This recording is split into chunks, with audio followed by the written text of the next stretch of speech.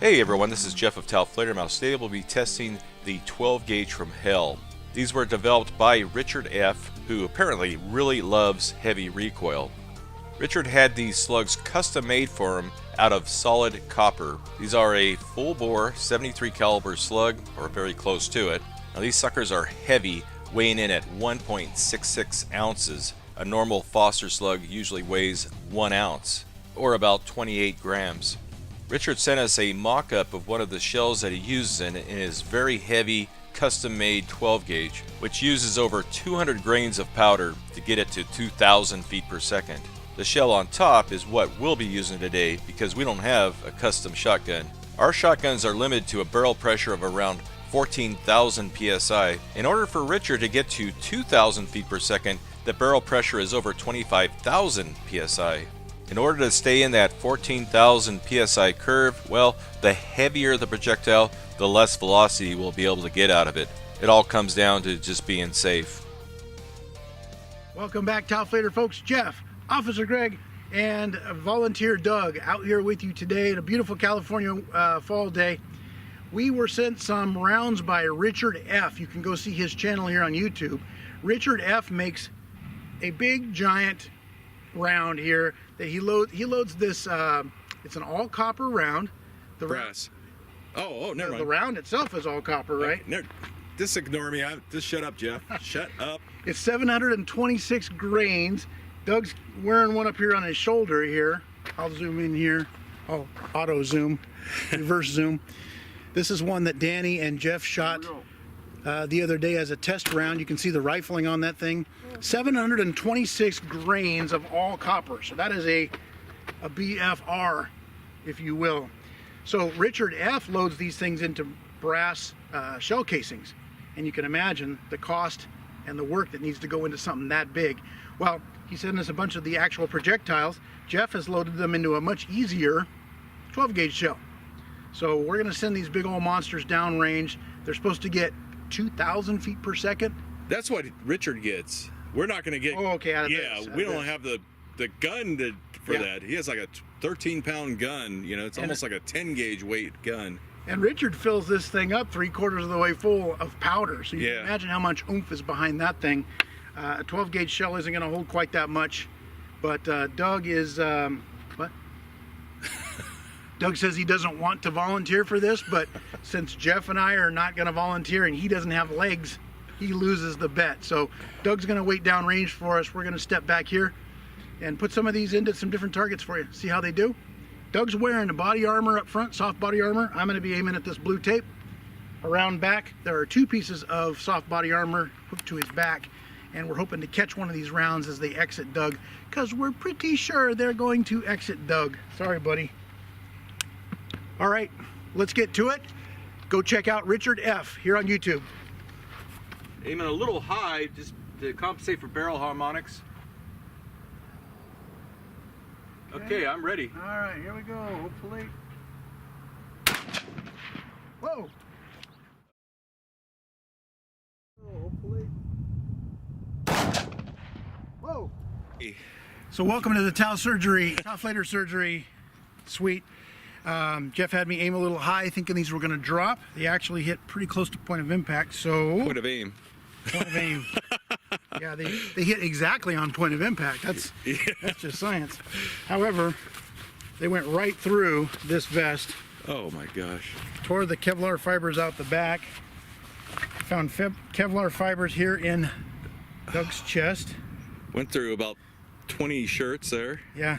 There's many shirts on. We never take them off. We just keep adding more. He'll be nice and warm for winter. And then exited out Doug's back. This was a brand new shirt a second ago. Bringing Kevlar fibers with it again. Look at that. Wow. And this was the first panel that was behind Doug. It knocked this panel of Kevlar out of the little carrier, or yeah, it's or the carrier. It's just the shell. Yeah, we call it the shell. Yeah, sure, let's call it a shell. But you can see right there, caught this thing like a catcher's mitt right there. Still warm. Just like Smarter every day. He shot a dummy with a baseball. I would have loved to see what a baseball hitting a Kevlar vest would have done. We're gonna need a baseball-sized shotgun. I think so. Okay, so anyway. So look, as this was tearing through, it's got Kevlar fibers all over it. You can see the rifling on there, just like Jeff and Danny's test round. Very solid engagement. It's almost scary solid engagement. That is a huge piece of copper. Man. So it almost made it through 2 vests, let's say.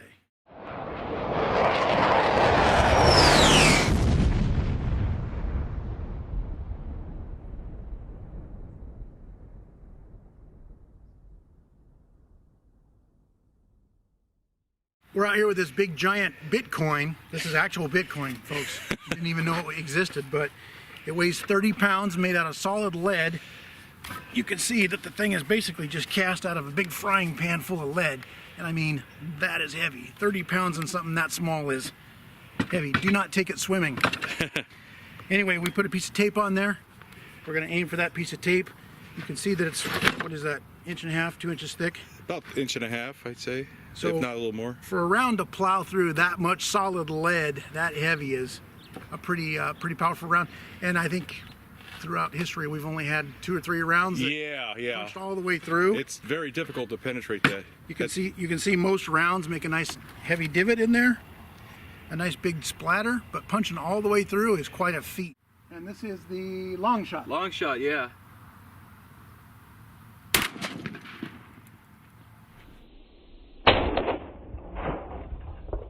Now, even though Gregg missed this shot, and it's kind of my fault because I had him aim a little high, I can still see the shockwave hitting the fabric of the vest behind it, proving that these things are traveling at supersonic speed. I think it flashed like 1,200 and something feet per second. Okay. My brain was still rattling inside my skull, so I didn't see the numbers. All right, here we go. On the blue tape, hopefully. I think that one hit.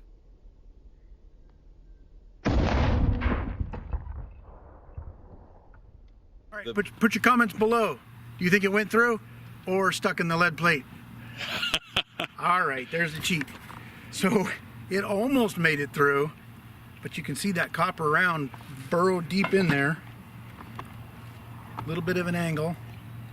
And around back, we have a little bit of a bulge. It tried to break through. I mean, a little bit more speed or something, weight, that would have plowed right through there. But so accurate, they hit right on the blue tape where we were aiming this time. And boy, that thing is in there too. There's no getting that out. No. To melt down that lead plate. Yep. In this shot, Gregg aimed where he thought he needed to aim and hit the target. Now this shot was about 950 feet per second. If we had reached 1,100 or 1,200, yeah, I would have gone through that plate. Jeff dug around in the garage, found 1985 through 1987 issues of Sexy Goat magazine, and he's been soaking them overnight. So we've got a stack of wet magazines held together by tape, a little piece of blue tape on the front to show you where we're going to aim. So wet magazines are an awesome medium. They don't exactly act like humans, but it's a great thing for stopping rounds, and it also is a kind of a great demonstration of the kind of damage we can get. It's sort of like ballistic gel in that it's very consistent, the damage. Okay, long shot this time? This one is long shot, right? Okay, yeah. The blue line. We'll see if it was your aim or the slug or the powder. We gotta blame something, right? I'm sure it's my aim. If it's Richard, he cursed that one, maybe. Okay, everything's running. I'm ready. All right, here we go. Hopefully. 1178. Look at that. It threw the vest clear up the hillside. Wow. Look at the hole.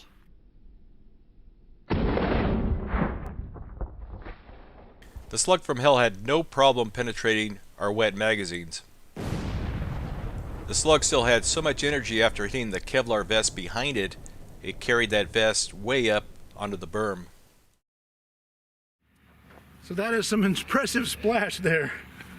That thing, I don't know if you can see all the way through there, but that thing tore right through. What is that, 6 inches of Something like that, yeah. solid wet magazines, tore right out the back. with some violence too.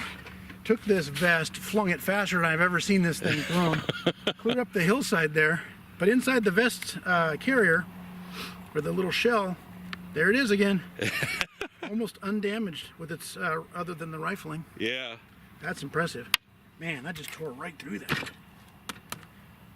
So, for comparison, just because we're kind of curious too, I've got some Foster slugs on board that shotgun. Let's put one of those down here and kind of compare what a standard 1 ounce lead common hunting Foster slug will do.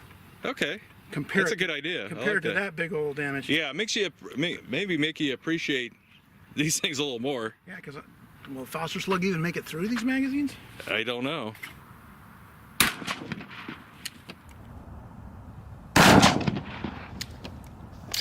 That might have gone through. Noticeably less recoil. Yeah. That was comfortable to shoot compared to that last thing. At first I thought this one went through the magazines as well. Let's see if I was right or not. Okay, I thought it went through, but... So the splash looks very similar. Gnarly hole there. You can almost see all the way through. In fact, you can see daylight through there. And then here we have 1985, 1986, 1987 Sexy Go magazine, but look how it just bent those magazines as it's slowing down. And right there There it is. is one chopped up piece of, look, it's a Christmas ornament. You get it hanging on your ear. Oh, sure. That's It like- looks like an ear, actually. Look at Yeah. that. Huh? Quit So- moving around. Quit moving around. I'll just stand here. Just stand there. There you No, go.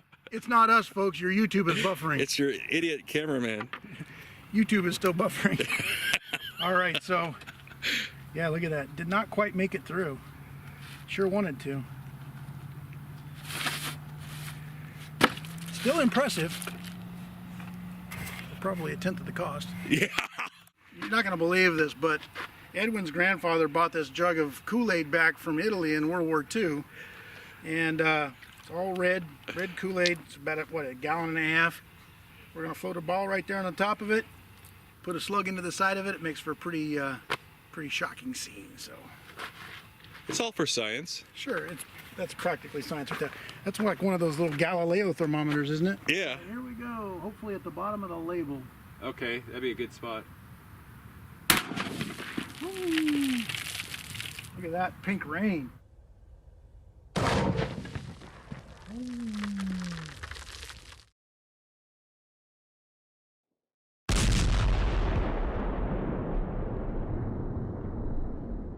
The plastic pot full of water is one of my favorite targets. It really shows you how much energy is being dumped into that target. Okay, well, what happened there? Well, we figured out that if you hit the black pot right on the white label, the sweet spot, if you hit right on the sweet spot, everything gets wet, folks. So we punched it right through there. You saw that pink water raining down for another 30 seconds. It was kind of funny. Anyway, this vest was back there. I don't even think we knew his vest was back there. Hammered into the vest, and the vest caught it back there on the hillside, and we found the round again. You're just So- doing good at catching these. We don't even need a Yeah. UV camera or a Thermal radar. camera. You guys or need a thermal imaging camera. a metal detector. A helicopter with infrared. So yeah, pretty impressive. The reason it did not go through the vest, of course, this time is because it had just plowed through about 10 inches of water. So That slowed it down do considerably. not be confused. It did make it through a vest when it was shot only against the vest, but this thing had slowed down significantly by the time it hit our Kevlar, so it was able to catch it. And I couldn't believe the damage it did to our Kevlar vest. That was a military soft body armor panel. It did open the whole thing up. Yeah. Look at this. Jeez. It's like ramen noodles or Yeah. Katy Perry's new hair. Something. Smoothbore. Smoothbore, no rifling, no spin. I'm going to put the red dot right on that red heart down there. Okay, When you are ready. I'm ready. Oh my goodness. That has a thump. Woo!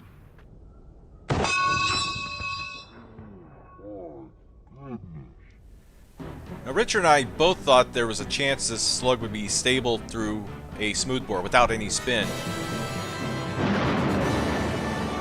Now, unfortunately, it's not. It kind of behaves like a bullet without spin, just kind of flies sideways. What is this goofy experiment? Well, this is a blue jug of industrial size Viagra. You can see right there. We are going to lock this down nice and heavy. I don't know, simulate a body sort of. We've got one vest on here on it right now.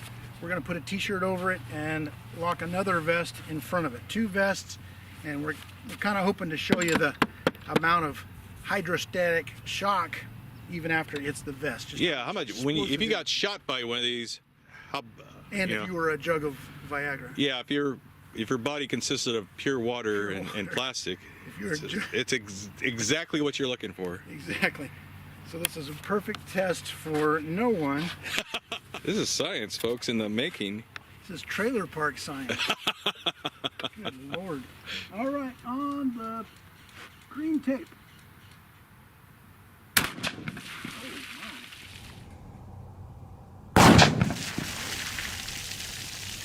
think it developed a leak. Yeah. Seems to be losing pressure. Now this test really demonstrates the power of the slug, even traveling at 1,200 feet per second. That slug penetrated 2 Kevlar vests through a bunch of water and still had a little energy when it came out the back. That's amazing. So what has science taught us today? So, first of all, we hit it a little bit high and right of the blue tape. Went through vest number 1, actually vest number 1, went through vest number 2, punched a big giant dramatic hole in the bucket. There was a significant loss of hydrostatic pressure. In other words, the water leaked out. And in the back, oh wait. Oh, you get an OG fist wiggle. That's probably nothing anybody wanted to see. no. Out the back of the bucket, we have an exit hole. So we don't know where it is. Somewhere on that hillside. We need a thermal imager to find that round against the hot sand. That'll work out great. Yeah. I think with a little bit of duct tape, we could take a little duct tape off of Danny's hat. That's a lot of damage. You could take a duct tape off of Danny's hat and fix that right up.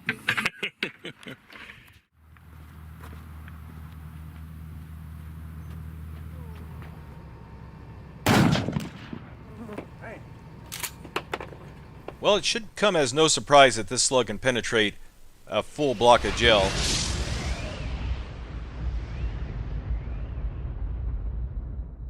But wait till you see what else it did. You hit the ballistic gel, the clear-ish ballistic gel, and made a pretty nice big hole there. That hole looks like about 40 caliber wide. Yeah. I don't know if you're going to be able to see it through there, but made a nice big channel as it tore through. Of course, it's not an expanding round or anything, so it takes most of its energy right through this gel block and exits right there. One of those holes. One of those.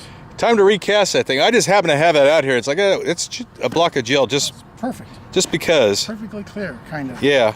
And then I kind of messed up the thing. I was hoping to catch it in our wet magazines, though, you know. So this was our first round, Foster slug, and wet magazines did not stop it. We just tore through all these, all 3 years, Sexy Goat, and it is not in here. It actually passed all the way through and is out there on the hillside somewhere. So okay, so that impresses me a little bit more because the Foster slug did not make it through the wet magazines. But this thing went through the magazines after going through 18 inches of gel.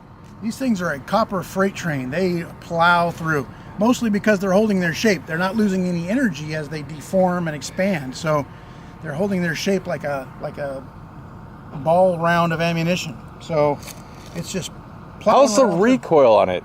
The recoil was impressive. My shoulder is definitely feeling that.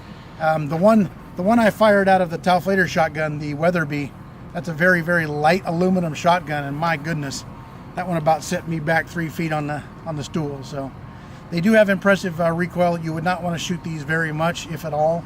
But I'll tell you what, whatever you're hitting with them, man, make sure you got a solid backstop like a train or a cruise ship or something, because they're definitely some penetrating rounds. So Good job there, Richard. Richard F. Good job, Richard F. This one's for you. Those were impressive rounds. And it'd be interesting, everybody go over and check out Richard's channel to see what he does when he loads them into an actual brass shell case. It's like a 4-inch shell, you know? Like a big giant elephant. That's a pain in the butt, but... You could take an elephant round and put it inside of that shell and still have room. Right. It's huge. While you're on YouTube, if you happen to like videos of, I don't know, Madonna floating around in a hot tub, or men in bathrobes, or gun tests, come on over and visit me at OG's Danger Show. We could definitely use you as a subscriber, and stop by and have a couple of laughs and see some guns firing. Yeah, if you want, you can unsubscribe from me and then subscribe to him if you have too many subscriptions. Yeah. YouTube tells you, sorry, you got to ditch some to get some more. Yeah, and I'll give you some of mine there. I wouldn't necessarily say that it's better, that it's good enough to ditch subscriptions, but Okay, last shot of the day. I'm sure Gregg appreciates that. I tell you what. You imagine if I load these to 2,000 feet per second, you'd have broken bones. Yay. Okay, stainless steel plate. All right, so there's 2 little bumps below the lady's face. Okay. I'm gonna aim for those. I see what you did there. What's wrong I with didn't you, even do Gregg? it on purpose. You are 10 years old. Okay, I'm ready. All right, here we go on the bumps. Oh my. Glad that's the last one.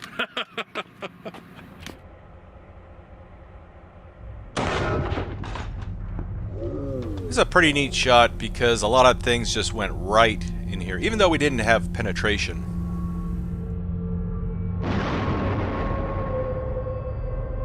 The combination of just the right velocity, the right softness of the copper, and the softness of the stainless steel caused that slug to just come to a dead stop. The slug mushroomed to 35 millimeters of diameter and lost none of its mass. All right, so I was aiming for the 2 little bumps below the lady's face.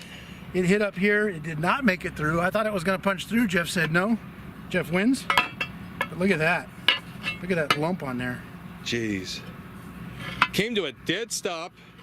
Yes, and check this out. Oh, you have something hidden there? Found it on the dirt. It is still hot as hell. Oh, wow. Burned my fingers, but look at that thing. It looks like That's wild. Brianna can make a cowboy's belt buckle or something out of that. a ring. It kind of looks like a copper nipple. Hey, just as you touched it. By the way, the Copper Nipples was the name of a band I had in the 80s. We did all house and electric kind of a funk music. Yeah, we were called the Copper Nipples. We didn't get a lot of play, mostly in churches, but look at that thing. Splattered out there. There's the back of it. Oh, wow. That is amazing. Only these edges out here are cool enough to... Look at that. It's a little sombrero. Ole! Quit moving it. God damn, it's hot. I can only hold it by its little flaky edges. It's the little cooling fins. There you go. That's wild. Copper sombreros. How perfectly it Yes. expanded. Man. It'll expand if you hit it with something hard enough. And that thing is sharp little edges and hot as hell. That's amazing. I love it. I didn't expect it to do that. I'm glad we took that shot now. Right. Come see the Copper Nipples, folks. We're opening for Depeche Mode on their world reunion. Reunion tour or something like that. All right, well, we thank you for joining us. Richard, that was those are some impressive rounds. I can't imagine shooting those at 2,000 feet a second. Yeah, I can't. My shoulder can't imagine that either. Oh, that man. was like a donkey we were getting kick. maybe a 12 something. Yeah. I wanted to get them supersonic, you know. No But wonder. there's no way I would have been able to load them to 1,500 feet per second. Yeah, there's not enough Oh, physical room in there. yeah. That's a keeper there. That's pretty cool. The Copper Sombrero That's what it looked like before. and after.